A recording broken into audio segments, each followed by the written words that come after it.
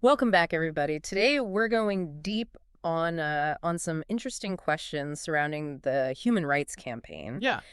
also known as HRC. Mm-hmm.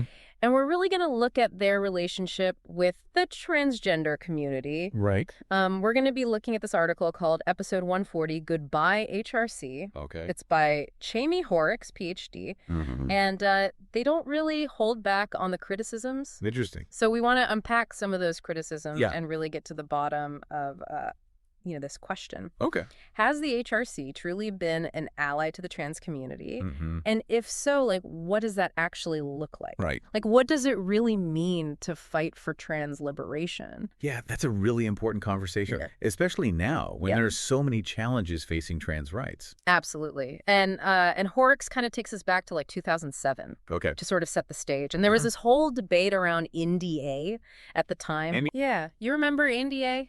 The Employment Non-Discrimination Act? Oh, right. Yeah. It was supposed to prevent discrimination based on sexual orientation in the workplace. Okay. But the version that HRC eventually supported didn't actually include protections for gender identity. Oh, wow. And I can only imagine how trans folks must have felt at that time. It was a big deal. Yeah. It was seen as a real betrayal by a lot of people in the trans community. Yeah. They felt like their needs were being ignored or even sacrificed for something HRC thought would be easier to win. Right, like a more winnable battle at the time. Yeah. But that's a really interesting point because, wasn't HRC just being pragmatic? Well, I mean, the political climate back then... yeah, it was very different. So different. Yeah. It's like maybe they felt like if they pushed for gender identity protections, the whole thing would have just fallen apart. It's possible. Right. They were trying to play the long game. Yeah. But, I mean, there's no denying the impact it had on the trans community. Yeah. It definitely created distrust. Yeah. Like this sense that that their concerns could be pushed aside for political reasons. When it was convenient. Exactly. So then we get into the 2010s. Okay. And HRC really starts focusing on marriage equality. Right. Which leads up to that landmark Obergefell v. Hodges decision in 2015. Yeah, Obergefell v. Hodges. Yeah. Huge. Huge victory. Yeah. You're familiar with Obergefell v. Hodges, right? Oh, yeah, of course. The Supreme Court case that legalized same-sex marriage nationwide. Yeah, definitely. So obviously a massive victory for the LGBTQ plus community. For sure. But the article points out that even with this intense focus on marriage equality, maybe there was an unintentional cost. Okay. What do you think? Well, you see, the article is arguing that by putting so much emphasis on marriage equality, that might accidentally pushed other important issues to the side. Issues that trans people were facing. Right. Things like access to health care or the scary rise in violence against trans people. So it's almost like they achieved this huge milestone, but maybe it came at the expense of addressing these more urgent, life or death issues that trans people were dealing with every single day. Yeah. And Hoerricks actually connects this shift in focus to the fact that HRC started relying more on corporate sponsorships and political endorsements. Okay. And the article kind of suggests that to appeal to these mainstream donors and partners, HRC may have actually downplayed or sanitized trans issues to make them more palatable. Interesting. Wait a minute. So you're saying that the article is suggesting that HRC might be unintentionally holding back real progress? That's what they're saying. That's a pretty serious accusation. Right. Can you maybe elaborate on that a little bit? Well, think about it. If you're depending on money from these big corporations who are trying to protect their image, you're probably not going to push for radical change. Right. You're going to want to focus on stuff that's less controversial. Yeah. Less likely to upset your funders. Yeah, less likely to make waves. Exactly. Okay, I see where they're coming from, but do we actually know if this happened? It's hard to say for sure. Yeah. But the article does give some examples. Oh. They point out how HRC often framed trans rights as basically an extension of gay rights. Oh. Instead of treating them as a separate, equally important issue. I see. So instead of emphasizing the unique struggles of trans people, they sort of lumped everything together into this like broader LGBTQ plus fight right. for equality. And while there's definitely overlap, yeah, between these movements, sure, there are also very specific challenges and needs right. within the trans community that might get lost. Yeah. When you present everything as one big fight. As one big monolith. Exactly. And, speaking of things getting lost, yeah, the article goes on to discuss how HRC had to restructure and lay off some staff recently. Mm-hmm. And officially, they blame this on, financial difficulties. Right. But this was happening at a time when trans rights were under attack, more than ever. Uh-huh. Yeah. And the timing is pretty suspicious. Right. A lot of critics say the HRC wasn't just reacting to financial problems. They were also trying to distance themselves from trans rights issues. Really? Because it was getting more and more controversial. Wow. They point to HRC's response to the anti-trans laws that were popping up all over the country. Yeah. They were really quiet about it. They didn't do much. Not really. So while trans people were facing these unprecedented attacks, HRC kind of seemed to shrink back instead of stepping up. It seemed that way. And that's got to be frustrating. It's fueled a lot of anger and disillusionment. Yeah. For a lot of people, it's just more proof that HRC is more worried about surviving than about the needs of the trans community. Okay, so I'm starting to see how all this fits together. Right. It's a pretty damning picture that the article paints. It's definitely a challenging perspective. Yeah. It makes us ask some hard questions. Yeah. About how advocacy works and what it really means to be an ally. Yeah. Are organizations like HRC really making a difference? Or are they, as the article suggests, more interested in just keeping things the way they are? That's the big question. And this brings us to this really interesting idea in the article. This idea of a revolutionary vanguard. Oh, wow. Now, I know that might sound like a little intense. It does. But let's unpack what the author is really trying to say here. Okay. What do you think? What's really interesting here is that Hoerricks isn't talking about a violent revolution. Okay. It's not about overthrowing the system. It's more about being really organized and strategic. Okay. A movement that's not afraid to challenge things and demand real change. Yeah. You could think of it as like a more radical approach to fighting for trans liberation. A more uncompromising approach. Yeah, exactly. And this movement Hoerricks is talking about, it can't rely on the same old tactics. Okay. They're saying we need to move away from trying to get approval from mainstream institutions. It's about building power from the ground up. So you're saying instead of trying to work within the system, we need to create our own systems. Exactly. Wow. The article talks about all the amazing work that's already happening. Trans people are organizing rent assistance. Oh, wow. Providing shelter for each other. Creating their own safety nets. That's incredible. It's about recognizing that trans liberation won't just be given to them. Right. They have to fight for it. Yeah. And build it themselves. That's really inspiring. It is. But also kind of daunting. Amy. Creating these systems from scratch. It takes a lot of work. So much work. And resources. Yeah. But the article says we already have the most important resource. Okay, what's that? The resilience and ingenuity of trans people. Oh, wow. Think about it. Okay. Trans people have always had to find their own ways to survive and thrive. In a world that's often hostile to them. Absolutely. That's a really good point. So it's about tapping into that. Yeah. That existing strength. Right. And amplifying it. So we're not starting from zero. Right. We're building on what's already there. It's about supporting those trans-led mutual aid networks. Yeah. Grassroots advocacy groups. Legal defense funds. These are the groups that are doing the real work. They are. They're on the front lines. But they often don't get the recognition or the support. Not enough. This is the part of the article that really spoke to me. Me too. Instead of pouring money into these big institutions, maybe we should be focusing on these smaller, community-based organizations that are actually out there making a difference. Yeah, it's a different way of thinking. It is a different way of thinking. But I think it's necessary. Yeah. If we want to see real change. Real lasting change. And the article brings up a good example. Oh. The recent rollback of DEI initiatives. DEI? Yeah, diversity, equity, and inclusion. Oh, right. By companies like Google and Target. Yeah, I remember that. These were companies that HRC praised for being inclusive. Right. But now they're going backwards.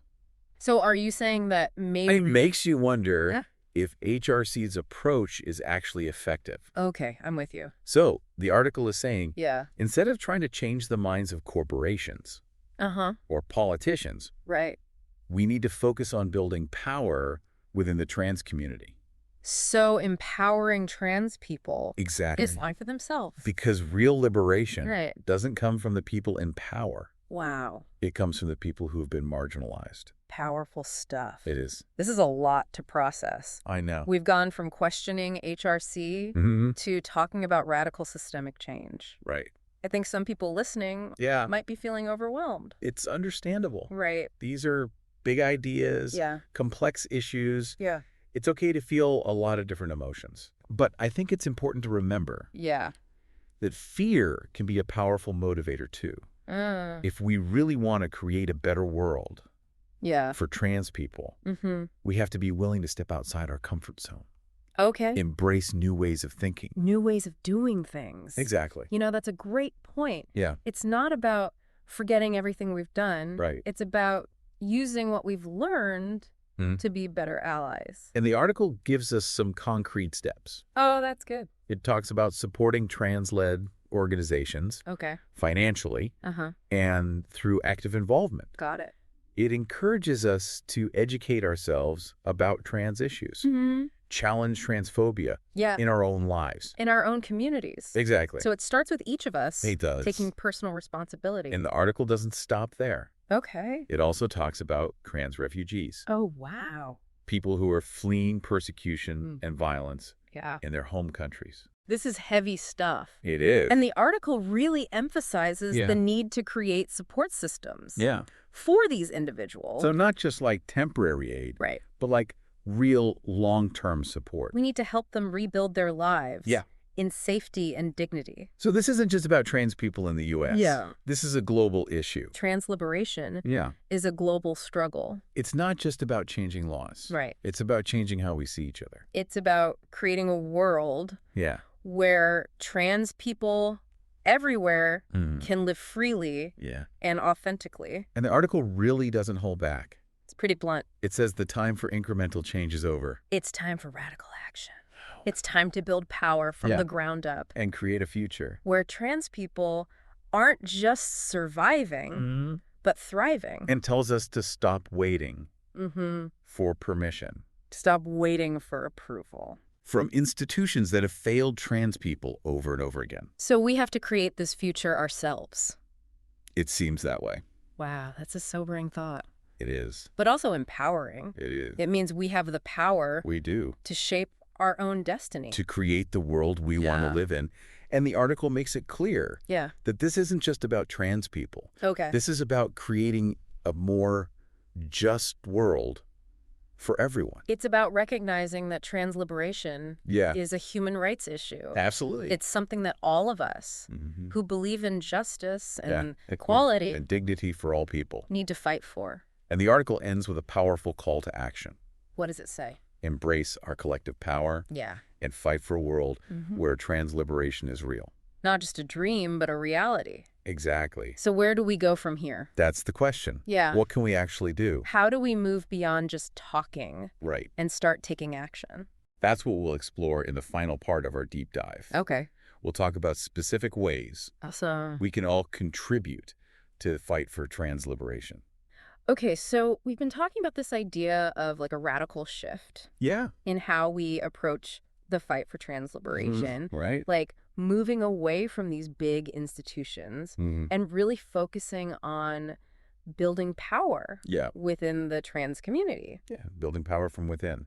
But what does that actually look like on a day-to-day basis? Well, I think it starts with really understanding what it means to be an ally. Okay. Hoerricks really challenges us to go beyond those surface-level things, like adding pronouns to our bios or going to a pride parade once a year. Yeah, those kinds of things. It's about asking ourselves, am I really committed to dismantling the systems that hurt trans people. Yeah. Even when it's uncomfortable. Yeah. Even when I have to sacrifice something. That's a tough question. It is. I think a lot of people want to be good allies, but they just don't know where to start. Yeah. They're like, what can I actually do? Exactly. And the article gives us some answers. Okay, good. It says, we need to center trans voices. Okay. Amplify those voices. Uh-huh. Instead of assuming we know what's best, right, we need to listen to trans people. Yeah. Trust their leadership and follow their guidance. So supporting trans-led organizations. Yes. Donating to their causes. Absolutely. Showing up at protests and rallies. Yeah. When they ask us to. Right. But it's more than just showing up physically. Okay. We need to educate ourselves about trans issues. Right. Challenge transphobia Yeah. when we see it happening. In our own life. In our families. Now with our friends. It's about having those tough conversations. Right. Even when it's uncomfortable. Even when it's awkward. Yeah. This part of the article really made me think. Me too. It's so easy to just do the bare minimum. Yeah, to do things that make us feel good. Right. But don't actually change anything. Performative allyship. Exactly. So how do we avoid that trap? It takes constant self-reflection and growth. Okay. We have to be honest with ourselves Yeah. about our own biases Right. and assumptions. You said earlier that we need to move away Yes. from these rigid categories. The binary that we've been taught. This is the only way to be. Right. And it seems like embracing trans liberation means embracing a more expansive view of what it means to be human. Absolutely. Right? It's about recognizing the beauty and diversity of human expression. All the possibilities. The infinite possibilities beyond these narrow ideas of what's normal or acceptable. Trans liberation is about creating a world where everyone, no matter their gender identity or expression, feels safe. Safe, valued, empowered to live their truth. Exactly. That's a beautiful vision. It is. But the article also talks about the people who are fighting against that vision. Right. The people who are actively trying to erase trans people. It's scary. It is scary. The attacks are relentless. Yeah, it can feel overwhelming. It can. But the article also offers hope. Yes. It reminds us that we're not powerless. We're not. We have the power to resist. To organize. To build those alternative systems. Yes, those support systems. That we were talking about. We can create a better world. So it's about channeling our fear and our anger to action. We can change the narrative. Yeah. We can change how people think. We can create a world where transphobia is not tolerated. It's a fight worth having. It is. This has been a really intense deep dive. It has. But ultimately, I think it's a hopeful one. I agree. We started by talking about one organization, and now we're having this much bigger conversation about what it means to fight for justice. And equality for all. Yeah. And that fight is about creating a world where we can all be ourselves. A world where difference is celebrated. Not feared. That's the world we're fighting for. It is. And it's a fight worth having. Absolutely. Thank you for joining us for this deep dive. Thank you. We hope this conversation has challenged you. Made you think. Maybe even inspired you. To get involved. The fight for trans liberation. It's a journey. It is a journey. It takes constant learning. And reflection. And commitment. But we have to take this journey together. We do. Because the future of trans people is the future of all of us.